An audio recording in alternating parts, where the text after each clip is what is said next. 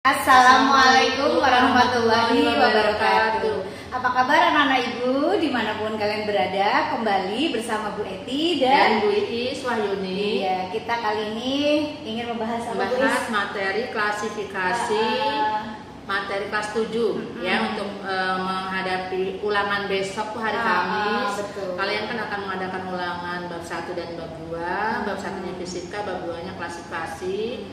Dan juga untuk menghadapi PTS nanti ya. Siap-siap ya, sebentar lagi nggak kerasa Bu Is ya. Ada penilaian tengah semester ya.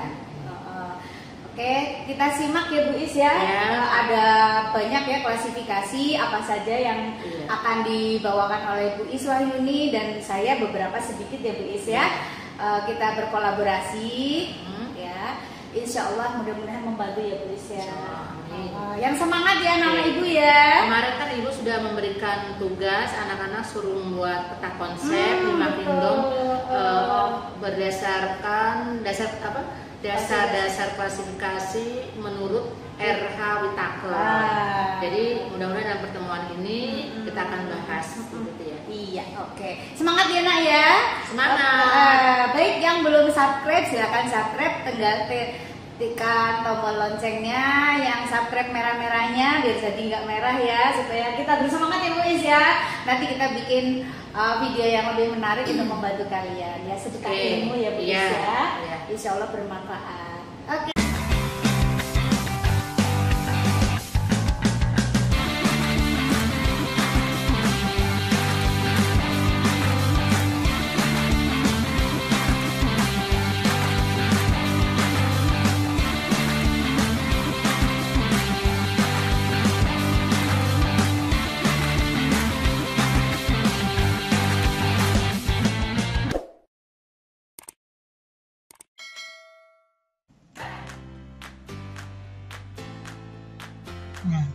Nah, baik, sekarang kita akan mulai lagi ya materi klasifikasi makhluk hidup untuk kelas 7. Nah, tujuan pembelajaran dari materi ini adalah satu, menjelaskan tujuan klasifikasi makhluk hidup. Yang kedua, menyebutkan urutan taksonomi atau tingkatan. Yang ketiga, memberi contoh macam-macam klasifikasi atau pengelompokan. Dan yang keempat, mengklasifikasikan pada makhluk hidup. Tujuan dari klasifikasi antara lain: 1. Mempermudah mempelajari dan mengidentifikasikan makhluk hidup.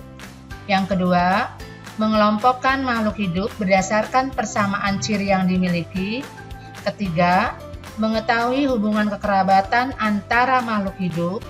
Yang keempat, mempelajari evolusi atau perubahan-perubahan makhluk hidup atas dasar kekerabatannya. Adapun urutan taksonomi pada hewan dan tumbuhan itu ada perbedaannya, yaitu tingkatan yang pertama yang berbeda. Kalau pada hewan, kingdom Animalia itu phylum urutan tertingginya, sementara kalau pada tumbuhan, kingdom Plantae itu urutan tertingginya adalah divisio. Adapun urutan ke-2 sampai ke-6 itu sama, yaitu kelas atau kelas, bahasa Indonesianya kelas, ordo, bahasa Indonesianya adalah bangsa. Yang keempat adalah family atau suku. Yang kelima genus atau marga, baru yang keenam adalah spesies atau jenis.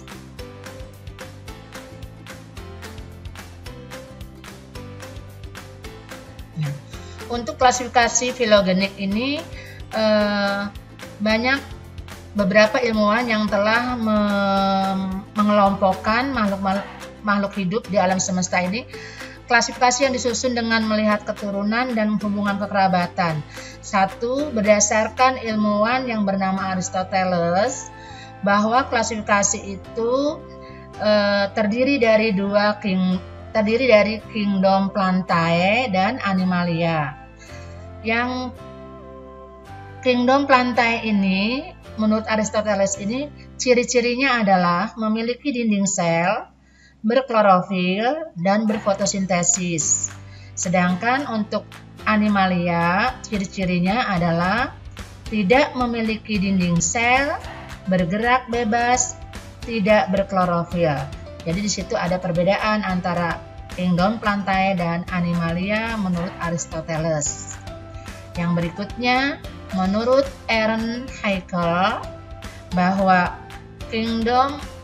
makhluk hidup dibedakan berdasarkan kingdom Protista, kingdom Plantae, dan kingdom animalia. Jadi kalau menurut Aaron Haeckel itu bahwa makhluk hidup itu dikelompokkan menjadi 3 kingdom. Satu, ibu ulangi lagi, kingdom Protista, di mana ciri-cirinya adalah uniseluler atau bersel satu, ada juga yang multiseluler bersel banyak. Yang kedua adalah kingdom Plantae, di mana ciri-ciri Plantae ini adalah autotrof, berarti mampu membuat makanan sendiri. Ada juga yang eukariotik, multiseluler, reproduksinya dengan cara spora atau melalui spora. Itu ciri-ciri untuk kingdom Plantae. Yang ketiga adalah kingdom animalia, di mana animalia ini memiliki ciri-ciri heterotrof, kemudian eukariotik, dan multiseluler. Yang berikutnya adalah berdasarkan Herbert Copeland, di mana beliau ini menyimpulkan bahwa klasifikasi makhluk hidup dikelompokkan menjadi 4 kingdom, yaitu 1. Kingdom Monera dengan ciri-cirinya inti tanpa membran atau prokaryotik, berarti inti sel tidak memiliki membran. Kingdom yang kedua adalah Protista. Protista ciri-cirinya adalah bersel satu uniseluler, ada juga yang bersel banyak yaitu multiseluler. Yang ketiga, kingdom Plantae atau tumbuhan, ciri-cirinya adalah lumut, jamur, paku, tumbuhan biji. Yang keempat adalah kingdom Animalia. Ciri-ciri kingdom Animalia adalah semua hewan dari protozoa atau hewan bersel satu sampai chordata. Berikut klasifikasi berdasarkan Robert H. Whittaker yang terdiri dari 5 kingdom, yaitu 1. Kingdom Monera. Ciri-cirinya adalah prokaryotik. Contohnya adalah Archabacteria dan Eubacteria. Kingdom yang kedua adalah Protista.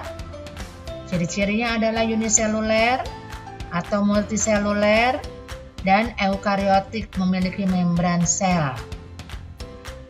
Ketiga adalah fungi atau jamur, di mana jamur ini memiliki ciri-ciri eukariotik atau memiliki membran sel, heterotrof, tidak mampu memperoleh makanan sendiri, artinya tergantung dari tempat yang dia tinggali atau makhluk hidup yang lainnya.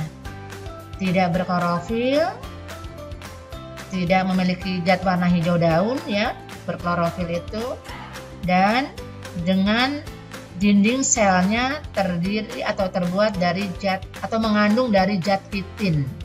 Itu untuk ciri-ciri fungi. Yang keempat adalah kingdom Plantae atau tumbuhan, di mana tumbuhan ini ciri-cirinya adalah uniseluler, bersel satu, ada juga tumbuhan yang multiseluler, bersel banyak. Eukariotik berarti selnya memiliki membran sel. Autotrof berarti sifatnya mampu membuat makanan sendiri. Berikut kingdom yang kelima adalah Animalia, di mana Animalia atau hewan ini memiliki ciri-ciri 1. Multiseluler, bersel banyak. Eukariotik, selnya memiliki membran. Dan heterotrof. Heterotrof ini berarti tidak mampu menghasilkan makanan sendiri. Artinya hewan ini untuk memperoleh makanan dia tergantung dari makhluk hidup yang lainnya.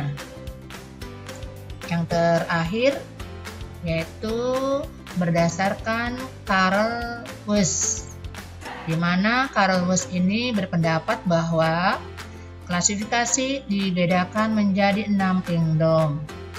1. Kingdom Plantae, bersifat autotrof, eukariotik, multiseluler, berkembang biak dengan cara spora. Yang kedua yaitu kingdom Animalia. Ciri-cirinya yaitu heterotrof, eukariotik, multiseluler atau bersel banyak. Yang ketiga, kingdom Eubacteria atau bakteri. Ciri-cirinya adalah prokariotik, bersel 1. Yang keempat yaitu Archabacteria atau prokariotik. Yang kelima adalah kingdom Protista, eukariotik, bersel 1. Dan yang keenam adalah fungi atau jamur. Ciri-cirinya eukariotik, osmotrofik, bersel 1, ada juga yang bersel banyak. Dari situ anak-anak bisa melihat perbedaan dari kelima para ilmuwan yang sudah menemukan dasar-dasar pengklasifikasian pada makhluk hidup. Silakan anak-anak simak baik-baik tabel tersebut. Di situ ada beberapa perbedaan dari masing-masing ilmuwan. Untuk Kingdom Whittaker itu ada lima ya yang menurut beliau itu yaitu Monera, Protista, Fungi, Plantae, dan Animalia. Pada slide yang dijelaskan Bu I sudah ya. Ini hanya penegasan saja bahwa ciri-ciri masing-masing itu berbeda ya. Kita lihat apa beda Monera, Protista, Fungi, dan Plantae serta Animalia. Kata kuncinya yang gampang adalah bahwa Monera itu prokariot atau tidak punya membran inti sel dan dia rata-rata bersel 1 atau uniseluler. Dia tergolong hewan yang hampir semua bakteri ya, itu grup Monera, yaitu macam-macam bakteri ya. Kemudian ada lagi cyanobacteria atau yang dikenal dengan ganggang biru atau alga biru, itu Monera khas ya. Sedangkan Protista, Fungi, Plantae, Animalia semuanya adalah cirinya eukariot atau memiliki membran inti sel. Itu yang membedakan ya. Dan untuk Protista, Fungi, Plantae, Animalia hampir semuanya ada yang uniseluler, ada juga yang multiseluler. Kita lihat ya. Nah, nanti masing-masing bedanya ada. Untuk Protista itu ada yang mirip tumbuhan, mirip berarti bukan. Ada yang mirip hewan dan ada yang mirip jamur. Nah, yang mirip tumbuhan itu ganggang-ganggang ya. Ganggang hijau, chlorophyce, ganggang coklat, ganggang merah, dan banyak ganggang yang lain selain ganggang biru. Itu adalah Protista. Ini banyak berguna untuk manusia ya. Ada yang bikin agar, ada yang untuk banyak manfaat ya, untuk campuran kosmetik dan lain-lain. Oke, untuk yang mirip hewan, ini rata-rata protozoa atau hewan bersel 1. Ada Euglena, ada Paramecium, ada amuba dan sporozoa. Yang mirip jamur, itu jamur rata-rata yang berlendir ya, menurut Whittaker ya. Itu jamur air contohnya ya. Oke.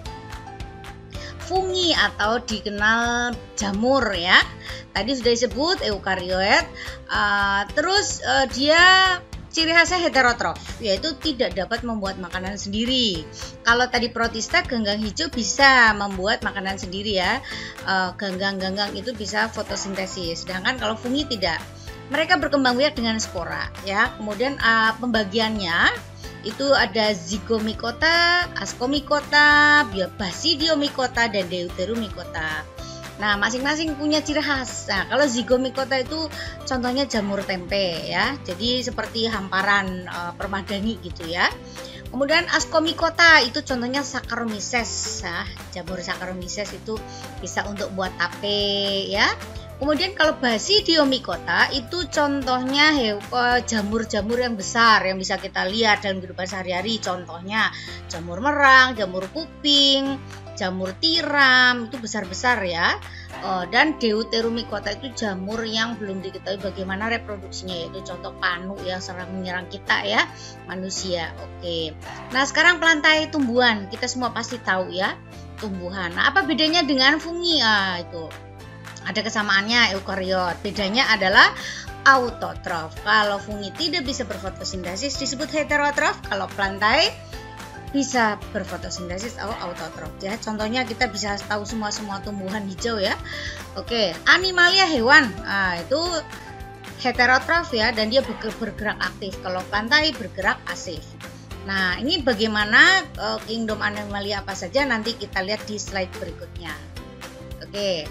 Nah, sekarang klasifikasi selain yang 5 ahli tadi, ada yang paling terkenal yaitu menurut Carolus Linnaeus. Carolus Linnaeus ini klasifikasinya sangat lengkap dan diakui sebagai bapak taksonomi dunia. Apa saja kenapa?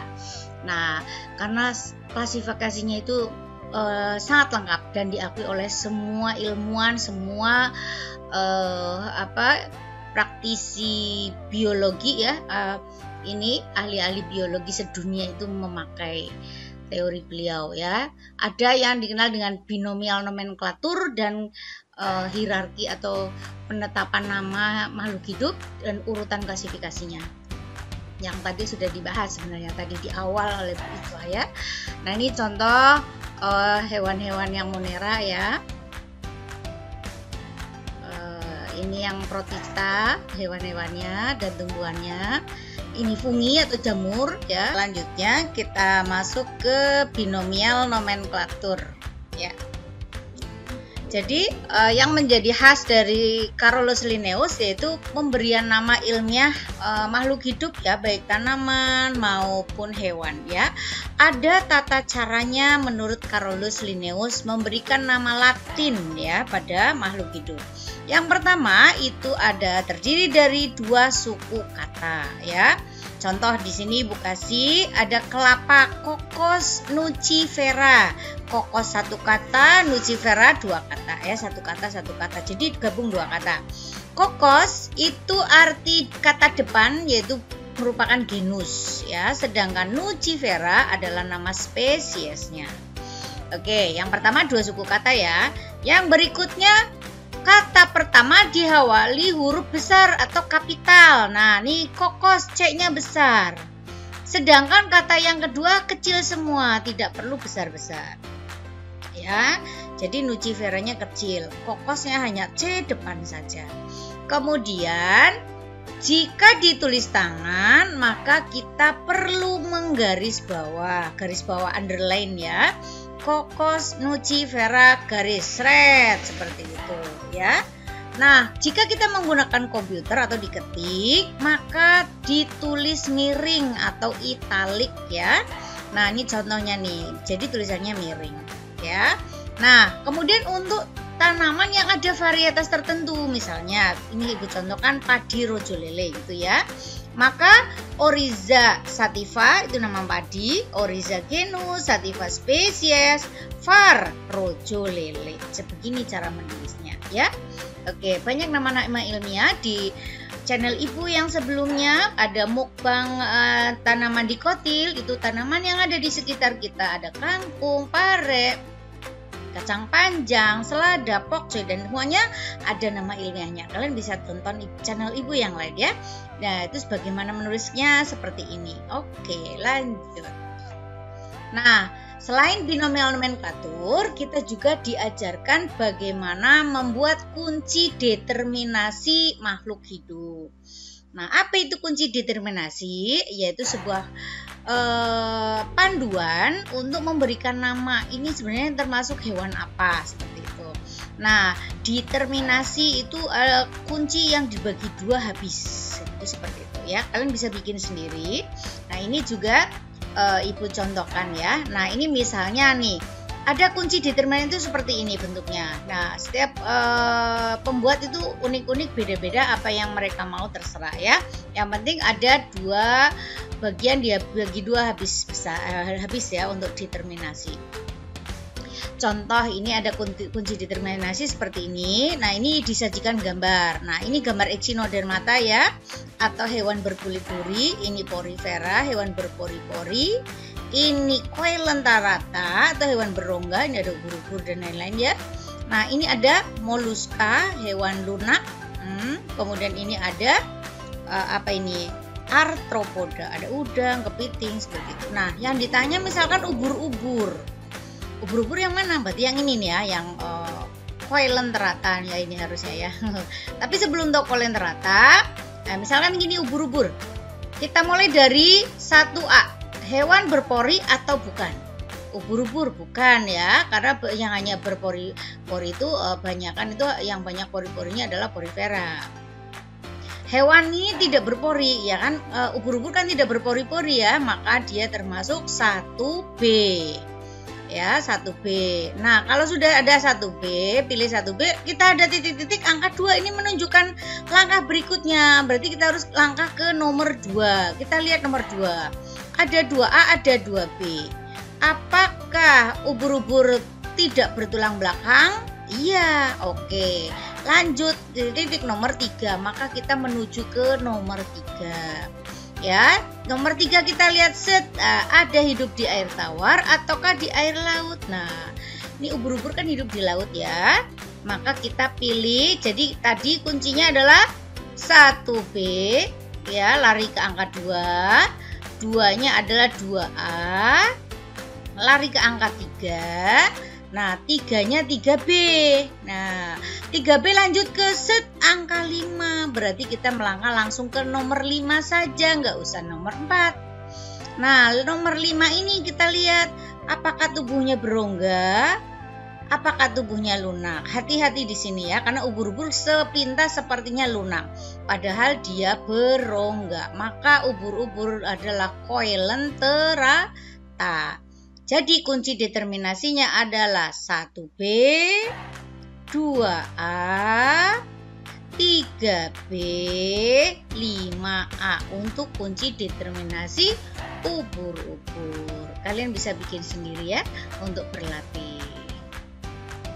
Oke, nah ini Kingdom Plantae. Tadi kan digambar sudah ya, di slide sebelumnya ada Monera, gambarnya seperti itu macamnya, ada Protista, ada fungi. Nah, ini Kingdom Plantae atau tumbuhan.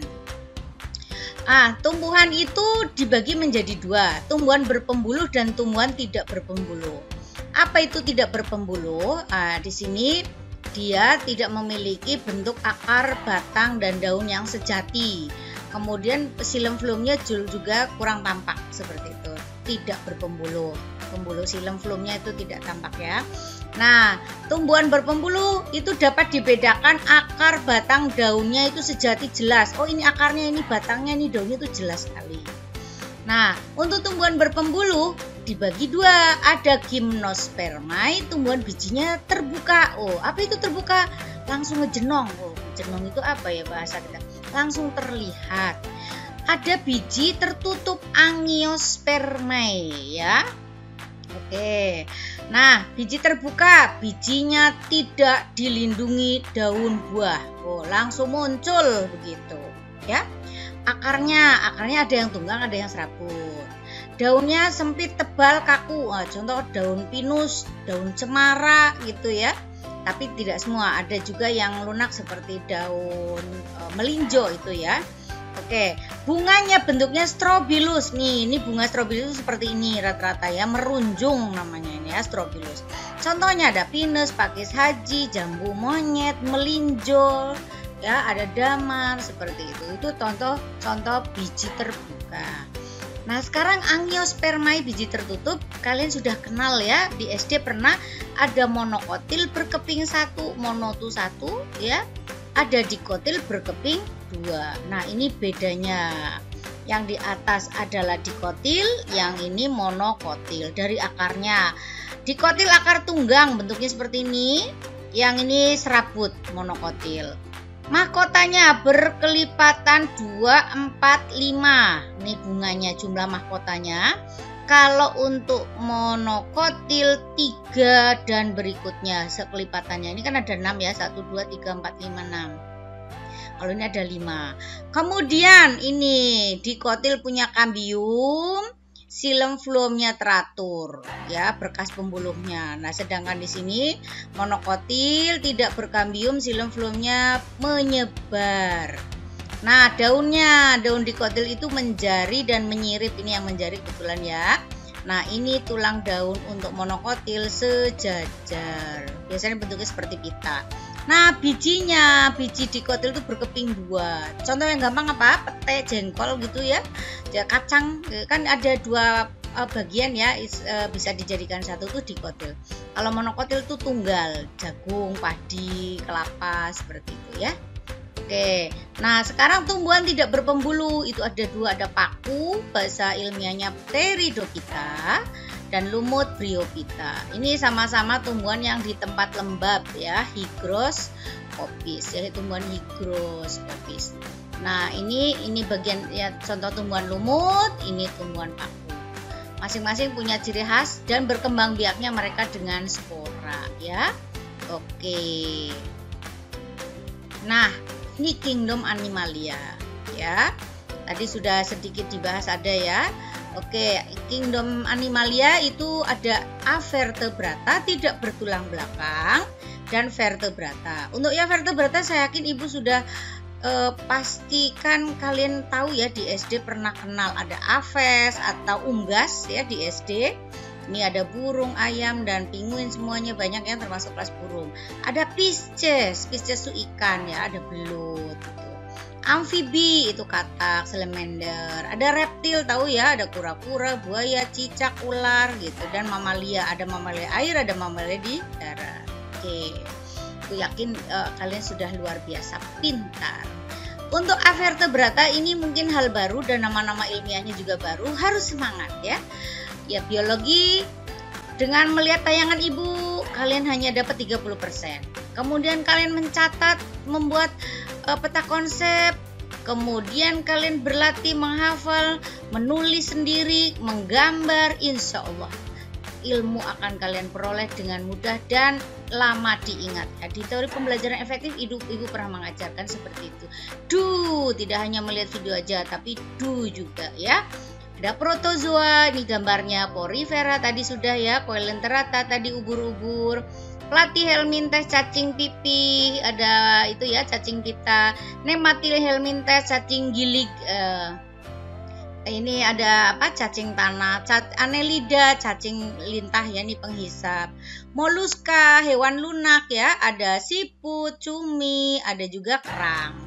Arthropoda, ada udang, serangga, ya, ada laba-laba, dan ada lagi sebenarnya kaki 1000 ya. Echinodermata itu ada bintang laut, tripang, timun laut, dan lain-lain ya. Itu untuk hewan tidak bertulang belakang. Oke, begitu saja untuk kali ini.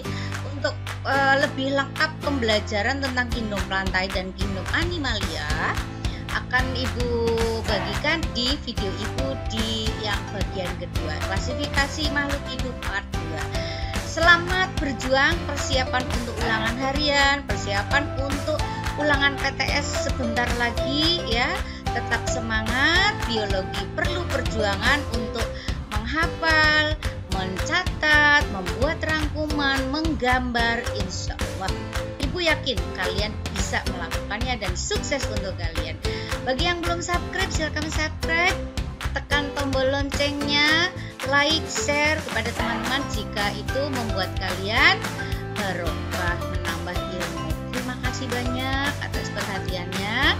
Cukup dari Ibu dan Bu Is. Wassalamualaikum warahmatullahi wabarakatuh.